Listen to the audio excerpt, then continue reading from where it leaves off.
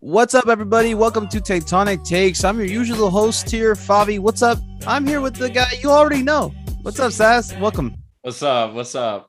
Hey. Not much to talk about, but what's up? Yeah, I was hoping it was going to be a fun game, to talk about, and we'll put it out tomorrow. But you guys are probably not even going to listen to this because it was a really boring game. Yeah. Yeah. I actually, you know what? There is someone I got to give a shout out to, like, right off the bat. I don't know their name, but whoever the cameraman is for, like, NBCSN, they really took the heart and soul of the name The Earthquakes and decided that the entire live stream was going to be as if an earthquake was happening. I literally thought I had to keep checking my pulse mid-game. I'm like, is there a stroke happening? Like, what's happening? The whole game was like... Right. Jeremy Bobase did okay. I felt like it's the same problem that all the strikers have been having, where he just doesn't get the service that he needs. Unfortunately, Christian... Like, maybe it's the system. Yeah. Saz, let me tell you this right now. You know who he looked up? Like, let me tell you what he did good. All right? Then tell me who you thought he was. Oh, he was great in the hold-up play with his back towards goal. Oh, he hit the post. If he was just a little better or a little more lucky, he would have made that goal. It looks like he might be on a little bit of a goal drought, but his hold-up play is great. What striker am I naming right now? Rios? Exactly. Yeah. We're basically... I hate to make we're just comparison, but this is probably... The game that Jeremy Bobase had today is the best Andy Rios has played. Like, let's say if Andy Rios was in that position, it's like his peak. But Jeremy Bobase played today is Andy Rios' peak. So, and like I literally was laughing to myself because there's got to be times where he's just thinking to himself like, "Oh my god!" Because like every time it's just like we don't know what to do. It's like, "Okay, you're within a 35-yard radius." Right. Face the ball. Right. Like, right. And he almost gets to it or gets to it every time. So it's like that's why I think he should be starting. Like we brought a bulletproof vest to a gunfight today. All right, that's what happened. That's a great way to put it. And then I had a thought about it, and I'm about to have a hot take. Like This might get me banned from the stadium. Hot take. I think Yule should have been the one dropped. If I'm gonna be completely honest, I'm gonna be these I get you're kind of coming back and you're trying to get in the room, but like I was just like even the earlier games in the season, like, and I've been watching him recently, like, what is he offering us? Yeah. Like what is he offering? It's like Showfeast is like lazy. Like he's been working harder the last two games. I don't know. He's lazy, and like if he's not on the ball, it's rough. But when he's on the ball, it's great. But Yule, it's just like, let me run to the ball, let me play back to the center back, side to side. Like it's not helping us. Like Jutson has a role. It is let me get in everyone's face and do this and that. Remedy is a little bit of that, but I feel like in offense he's looking to push forward.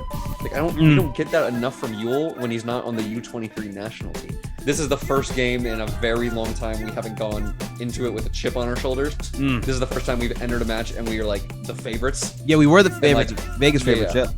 Yeah, and like I don't even know how long. Like there's probably been one or two games where we're like, we should, right, we could, but Houston. This one's like, yeah. This one was like, all right, we'll see you next week when there's another challenge. Like, so I think we kind of came out lackadaisical, and they pressed hard, and I mean, good for them. They played hard, and we didn't wake up from it.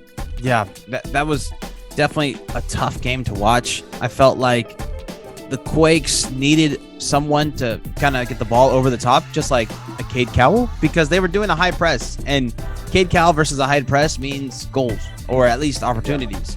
And maybe they saw that before the game, like, oh snap, Cade Cowell's not starting. Okay, we can deploy high press, and who's gonna beat us? Like Chofis Lopez? No way. Like Shea Salinas, had like 3 runs and he got caught up to every time, and I'm like, let's go. Like I'm rooting for him, and then he got caught up. I'm like. But in all honesty, Cade Cowell needs to be on the field, so they can't do this high. The set pieces look kind of creative today. I thought we could have gotten some goal opportunities on these set pieces. I used to have a joke that I would say like to all my friends, I'm like, guys, I'd rather just kick it out for a goal kick than get counterattacked on off our set pieces. But they've been looking better this year, and this game in particular, I wasn't happy with them because we went back to the whole like, let's try and do something creative and then deliver it in.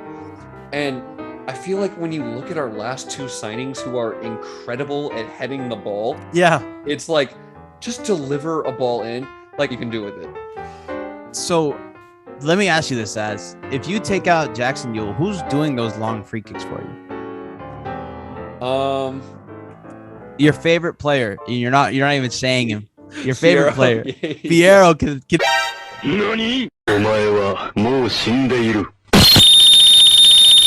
deliver it. You know what? It's so funny because you're so right, because you brought up a good point though earlier when you were saying like Seattle, like towards the end of the games, like those are the games Seattle finished, those are the ones like Sporting finished, and that again I keep saying that that's what's frustrating about this. It's like if we were just like a bad team, like that's one thing, but like we show promise. And I think it was I had a stat on one of our early episodes. It was like our first like 10 goals, 5 or 6 of them came in the final like 15 minutes of the game. Yeah, that was the early season stat. Early part of the season. And then I was like, oh, slow start to come in. Then we started coming out hot. And then it's like, oh, we're not making like changes. We started making changes. So it's like Almeida is like, and this is why I'm not mad at him anymore, because I was mad at him before we went on this little streak. So I'm not mad at him because you see he's finally making changes. Sometimes it just takes him a while to like finally kick it in. It's, can we put all the pieces of the puzzle together consistently and for multiple games? And obviously it's not going to happen every game, right? But like showing that heart we did at the end of the game where it's like 80th minute, we're just gonna score. We're just gonna score. These last couple games where it's like we're coming out hot. We're not gonna settle. And then like kind of like when we've been on this run as well, we're making changes, we're in the lineup, we're willing to try things. We're not just gonna say do or die with our system. So if we could just do all of that together and we get in the playoffs, I think it could be great. But because it takes us so long to get a kickstart into the season these last 3 years, it's always if we get in the playoffs, not when we're in the playoffs. Right. Like LAFC, I feel like we have their, I don't want to say we have their number now, but we have their number. Actually, you know what? Yeah, we have Quakes podcast. We have their number. I hate LAFC. I could do a 5-hour podcast on why they are so overrated. Anyways, we got LAFC's number because they're garbage.